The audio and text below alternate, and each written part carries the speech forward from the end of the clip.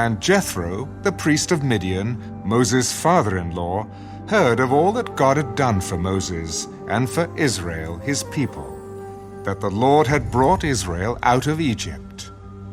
Then Jethro, Moses' father-in-law, took Zipporah, Moses' wife, after he had sent her back with her 2 sons, of whom the name of one was Gershom. For Moses said, I have been a stranger in a foreign land. And the name of the other was Eleazar. For he said, The God of my father was my help, and delivered me from the sword of Pharaoh. And Jethro, Moses' father-in-law, came with his sons and his wife to Moses in the wilderness, where he was encamped at the mountain of God. Now he had said to Moses, I, your father-in-law Jethro, am coming to you, with your wife, and her 2 sons with her. So Moses went out to meet his father-in-law, bowed down, and kissed him. And they asked each other about their well-being, and they went into the tent. And Moses told his father-in-law all that the Lord had done to Pharaoh and to the Egyptians for Israel's sake, all the hardship that had come upon them on the way, and how the Lord had delivered them. Then Jethro rejoiced for all the good which the Lord had done for Israel, whom he had delivered out of the hand of the Egyptians. And Jethro said, Blessed be the Lord, who has delivered you out of the hand of the Egyptians, and out of the hand of Pharaoh, and who has delivered the people from under the hand of the Egyptians. Now I know that the Lord is greater than all the gods, for in the very thing in which they behaved proudly, he was above them. Then Jethro, Moses' father-in-law, took a burnt offering and other sacrifices to offer to God. And Aaron came with all the elders of Israel to eat bread with Moses' father-in-law before God. And so it was, on the next day, that Moses sat to judge the people. And the people stood before Moses from morning until evening. So when Moses' father-in-law saw all that he did for the people, he said, What is this thing that you are doing for the people?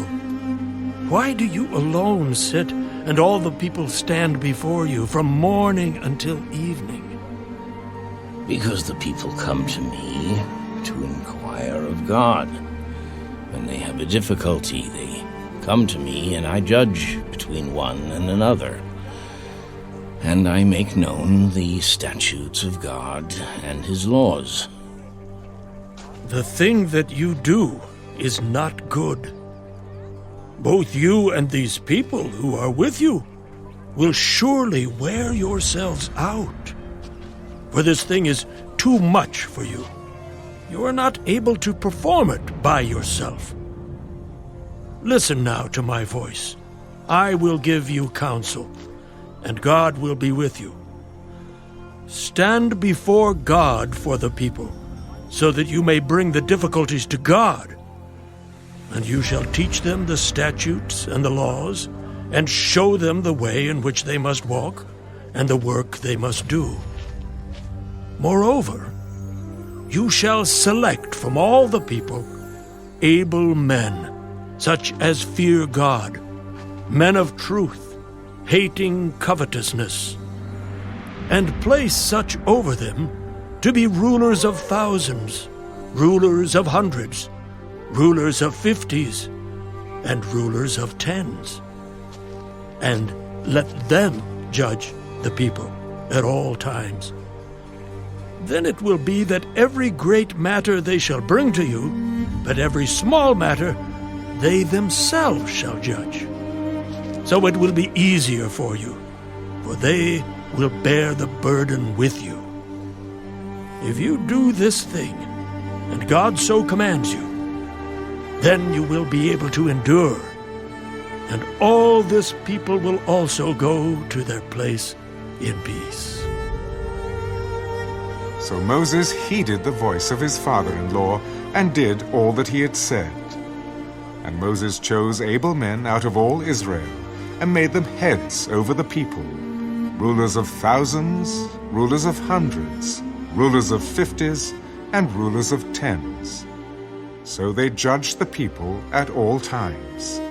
The hard cases they brought to Moses, but they judged every small case themselves. Then Moses let his father-in-law depart, and he went his way to his own land.